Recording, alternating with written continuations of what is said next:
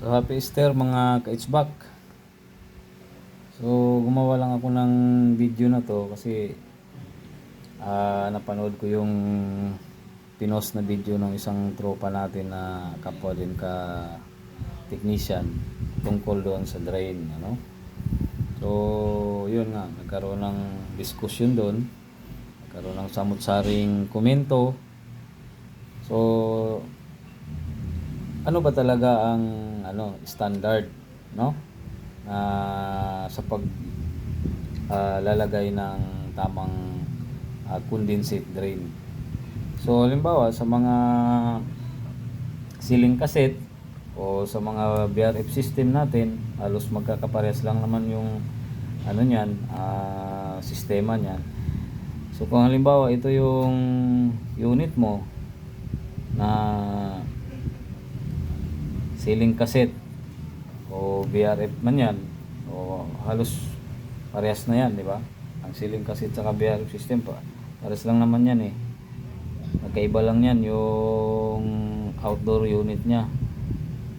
So kung halimbawa ito yung drain pump mo, access nyan, so mayroon ng tubo dyan, nakalabas yan, nakaabang na yan dyan. Sa mga ceiling cassette o BRF system, ganun din yan, nandyan sa taas yung access nyan. So ang standard talaga nyan mga ka HVAC,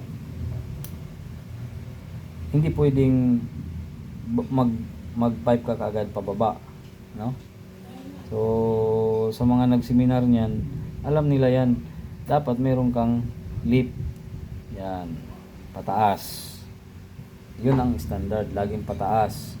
At least dito mayroon kang 300 mm or 30 cm, yeah, paakyat, no, or lip na tinatawag, yung angat mo bago ka mag-elbow, tapos pababa.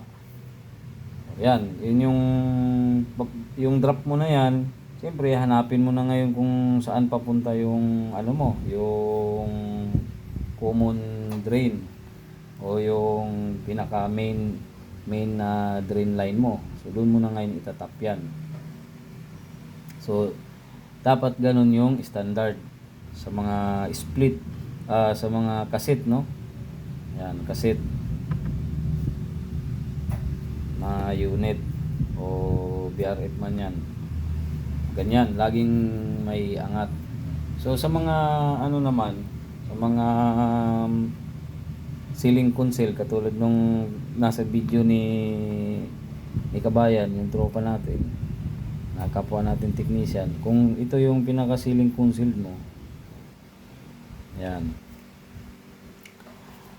kung mayroon siyang built-in na pump, okay, kung may built-in na pump ito, tulad nung nasa video ni Kabayan, yung video niya may built-in pump yun, kasi sabi niya mayroon siyang sa pump, mayroon sa gravity, no? So may ibig sabihin may built-in pump yun. Kung ito yung ceiling console mo, ang standard talaga na installation diyan, mayroon kaagad ditong secondary drain pan. Yan, mayroon kang secondary drain pan dyan. Kung mayroon kang pump dito na built-in pump, ganun din ang gagawin mo. Mayroon kang lip na 300 mm, elbow, bago ka ngayon bababa at tap na doon sa mismong main drain line, ano. Ngayon yung plug dito, yan, usually dalawang plug niyan, magkabila yan, hindi mo na dapat gagamitin yun. Hayaan mo nang naka-plug dyan. Bubuksan mo lang itong mga plug na yan. Kung maglilinis ka ng coil, may maintenance mo to, bago mo linisin yan, bubuksan mo yan para lahat ng dumi babagsak dito sa secondary drain pan para madaling linisin. Hindi hihigupin yung mga dumi, no? ng hindi mahigop sa drain pump. Siyempre, itong secondary drain pan mo, may ano to, may gravity drain din ito. Yan. May gravity drain ito. Yan. May gravity drain din yan. So kung ang pump mo nagkaroon ng problema, ano? Na nag-failure yan o ano man ang naging rason diyan ba na hindi gumana yan, natural mag-overflow yan. So pag nag-overflow yan, dito pupunta yan sa secondary drain pan. So sasaluhin lang ng secondary drain pan yan. So ngayon pagka umapaw ang tubig diyan, tatapon din dito sa secondary drain pan. Ganun yun. Hindi mo na kailangang gamitin yung gravity dito na dalawahin mo pa. Kasi naka-design na tong ano mo na yan eh. Yung drain pump mo na yan, calculated na yan ng manufacturer. Naka-design na yan. Na kaya niyang higupin yung laman dito in normal condition. Kaya niyang higupin yung lahat ng drain ng tubig diyan, ng condensate na water diyan dito sa pump na yan. So kung maglalagay ka pa dito, magiging useless to, 'di ba? Kasi wala nang iigupin to, kasi kung laging may ano ka dito, may gravity, ba't naglagay ka pa ng ano? Ngayon, ito provision to. Kasi merong ibang mga modelo na walang pump.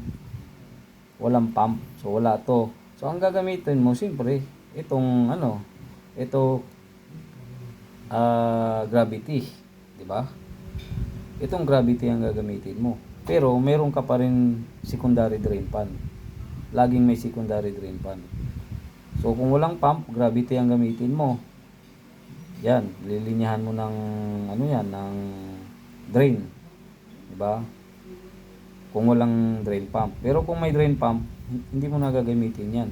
Sarado, hayaan mo lang naka-plug 'yan. Bubuksan mo lang 'yan pag nagme-maintenance ka para lahat ng dumi lalabas diyan, madaling linisin. Ganun 'yun. So katulad niyan nung sinabi ni Kabayan na dalawa yung ginawa niya, pump at saka tong gravity, tapos pinagkonekta pa niya. Oh.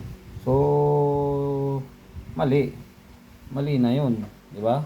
So pinagkonekta niya diyan, tapos mayroong ano diyan, yung sinasabi niya. Mayroong drain diyan. So pagka bumomba yan, bababa lang dito 'yun, babalik din dito 'yun sa loob. Oh. 'Di ba? Possible 'yun na mag-short cycle lang dito yung ano, yung tubig mo. Kasi sabihin nating tawag niyan, sabihin na nating hindi naman lahat, siyempre bababa din dito 'yan. Pero hindi practical na 'yan na maglagay ka pa dito ng ano, kasi nga may pump ka na eh. So ba't mo palalagyan ng gravity? Oh. Ang importante itong secondary, para pag nagproblema tong pump mo, may sasalo ng ano mo. Magkaroon ng mga moisture diyan. Yan. Ito sasalo yung secondary drain pan. Yan ang pinaka-importante. Kahit wala na hindi na kailangan tong gravity. Pero pag walang pump, siyempre gravity ang gagamitin. Ganun 'yun. Okay, thank you.